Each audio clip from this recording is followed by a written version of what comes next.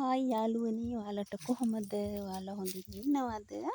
අද මම පොඩි වීඩියෝ එකක් දාන්න හදන්නේ. අපි කහ හිටෝලා තියෙනවා. ඒ කහ පැල ටිකක් ඔයාලට පෙන්වන්න හදන්නේ. වීඩියෝ එකත් එක්ක දිගටම රැඳිලා ඉන්න. එදා මම වගා කරපුවාම පොඩ්ඩනේ පෙන්නුවේ. අද ඉතුරු ටිකක් පෙන්වන්නම්. ඔහොමම රැඳිලා ඉන්න.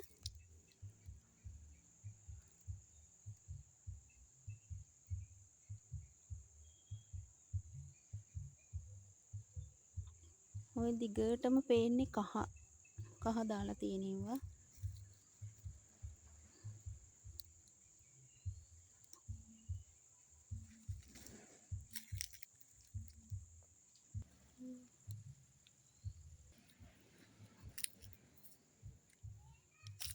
මේ ඔක්කොම කහ තියෙන්නේ.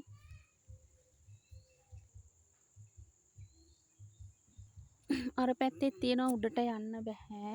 මේ අපේ ගෙදර වත්තේ නම් නෙමෙයි කරලා තියෙන්නේ. වෙන කියන්නේ හිස් ඉඩමක් තිබ්බ එකක තමයි මේ අම්මා හදලා තියෙන්නේ. අම්මට ඉතින් මාත් උදව් කරනවා.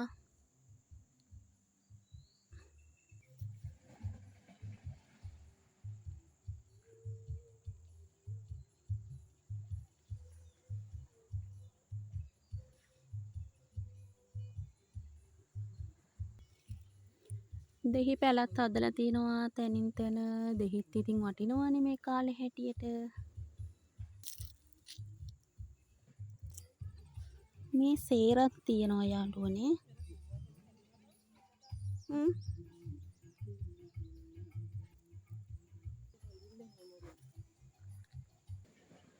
මේ මං ඔයාලට සේර පෙන්නුවා නේද? සේර මස් වලට දානවා, මාළු වලට දානවා. එතකොට මේ කිරිකොස් වලට එහෙම දාලා හදන්නකො මාර රහක් තියෙන.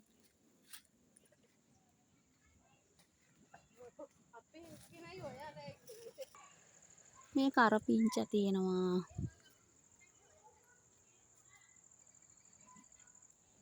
කරපිංච ගස් තියෙනවා ගොඩක් හදලා මේ කරපිංචා. මේ දෙහි ගස් එකේ නම් දෙහි ගෙඩි ගොඩක් තියෙනවා. කහ තමා ගොඩක් දාලා තියෙන යාළුවනේ. කහක් තියෙනවා, සේරක් තියෙනවා. සේර ඔකට මං කිව්ව විදිහට කිරිකොස් වලට එහෙම දාලා හදලා බලන්න සේර. මාර රසක් තියෙන්නේ. මං යාළුවනේ මගේ වීඩියෝ දානකොට මං ඇත්තටම එඩිට් කරලා අනම්මනම් කරලා දාන්නේ නැහැ. මම වීඩියෝ කරා එම වීඩියෝ එක දානවා. මේ ඒ වුණාට ඉතින් මගේ වීඩියෝ ගොඩක් අය බලනවා. ඒකට හේතුවක් තියෙනවා මේ මගේ ෆෝන් එක පොඩ්ඩක් අප්සෙට් යාළුවනේ. මම ෆෝන් එකක් දැන් අලුතෙන් ගන්න ඉන්නේ. එතකොට මම ඔයාලට ලස්සනට වීඩියෝ හදලා දාන්නම්. එතකන් ඔහොම බලාගෙන යන්න. කෙසෙල් ගසුත් තියෙනවා අතරින් පතර. තව දුලියන් ගස් තියෙනවා. ඒ වගේ තාම ගෙඩි නෑ, පීදිලා එහෙම නැහැ.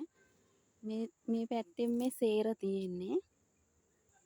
මේ තියෙන ඉඟුරු නම් වැඩිය නෑ යාළුවනේ. සාමාන්‍යයෙන් ගෙදර තේ බොන්න ගන්න පුළුවන් ගානට වගේ තමයි ඉඟුරු හදලා තියෙන්නේ. ඉඟුරු හදන්න අමාරුයි යාළුවනේ මේ පැතිවල. මේ සාමාන්‍ය රස්නෙත් වැඩි හින්දා ඉඟුරු පැල මේ හදාගන්න හරිම අමාරුයි. ඒක හින්දා සාමාන්‍ය ගානට තමයි ඔය හදලා තියෙන්නේ.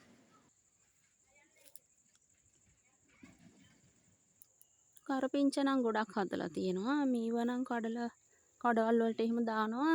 මේ කහයම මේ යායම කහ ගලවලා කහත් කඩවල් වලට දානවා. ඔය දිගටම තියෙන්නේ කහ. මේ තියෙන්නේ බණ්ඩක්කා. ඒව නම් තාම පොඩි පැල. බණ්ඩක්කා තිබිලා වෙලා මේ ලොකු පැල තිබිලා මේ කරල් එහෙම කඩවල් වලටත් දැම්මා. ඒ වුණාට මේ ඒවට ලෙඩක් හැදුනා යාළුවනේ. ඊට පස්සේ මේ ආයි දැන් පොඩි මේ පැල ආයි හැදීගෙන යනවා. හදලා තියෙන්නේ පොඩි පොඩියට පැල. වට්ටක්කා වැල් තියෙනවා මේ වගේ හැමතැනම. මේ පල්ලෙහාට ගියම මිරිස් පැල හදලා තියෙන්නේ බහින්න අමාරුයි. මං සෙරෙප්පු දෙකකුත් නැතුව ආවේ. පොඩි මිරිස් පැල ඒ ටිකේම හැමතැනම හදලා තියෙන්නේ. මේ කාමරංක ගහක් තියෙන්නේ. පැහිලා නෑ තාම හරියට. මේ බලන්නකො කාමරංක වලට සත්තු වගේක් වහනවා. ඒ සත්තු කාපුවම ඉතින් ඒ ගෙඩි වල ගන්න දෙයක් නැතුව යනවා. ගොඩාක් ගෙඩි එහෙම සත්තු කාලා තියෙන්නේ.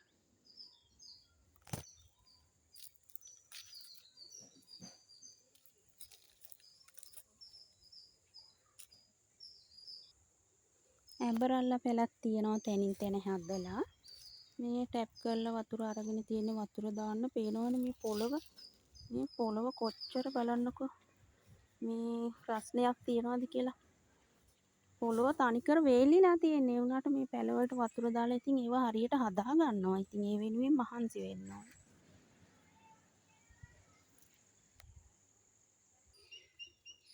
මේ ඔයාලා හිතන්නේ මොනවා වෙන්න ඇතිද කියලාද? හිතලා කියන්න බලන්න සාමාන්‍යයෙන් මේ මොනවා වෙන්න ඇතිද? සාමාන්‍ය වගා කරන අය නම් ඉතින් දන්නවා ඇති. මම පැලේ පොඩ්ඩක් පෙන්නන්නම්.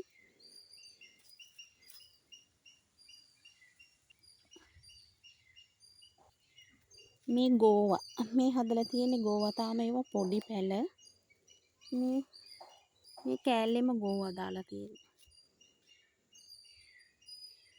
මම මේ පට්ට අවුවේ ඉඳන් අනේ වීඩියෝ කරන්නේ ඇත්තම කිව්වොත් දැන් මං කලුත් වෙලා. මාර අවුව සැරක් තියෙන්නේ මේ ටිකට. ඔයාලට පෙන්නන්න ඕනේ හින්දාමයි මම නැත්තම් ඇත්තටම මේ අවුවට එන්න කැමති නැහැ. මාර රස්නයක් තියෙන්නේ. මේ සම්පූර්ණ ගෝවා පැල දාලා තියෙන්නේ. ඔය තියෙන්නේ ඒ ආයෙම ඔය වගා කරලා තියෙන හැම දෙයක්ම. එහෙනම් යාළුවනේ මං වීඩියෝ එක දැන් ඉවර කරනවා. මේ අවුව සැර වැඩි. දැන් නම් සැරටම අවුව වැටෙනවා. මේ ඒකින්ද මං දැන් ගෙදරට යන්න ඕනේ. එහෙනම් මං ආයෙ වෙන දවසක වීඩියෝ එකකින් එන්නම්. මතක තියාගන්න ඉතින් මගේ වීඩියෝ මං එඩිට් කරලා නම් කරලා දාන්නේ නැහැ. මගේ ෆෝන් එක අප්සෙට් හින්දා. ඒ වුණාට ඔයාලා අනිවාර්යෙන් මගේ වීඩියෝ බලන්න. මම බලනවා කියලා දන්නවා. මේ මොකද ගොඩාක් අය මගේ වීඩියෝ බලනවා. ඉතින් ඔයාලට ඒකට thank you. මම ෆෝන් එකක් ගත්තාම ලස්සනට එඩිට් කරලා වීඩියෝ ටික දාන්නම්. එහෙනම් යාළුවනේ බුදු සරණයි. ආදරේ පරිස්සමෙන් ඉන්න. බායි.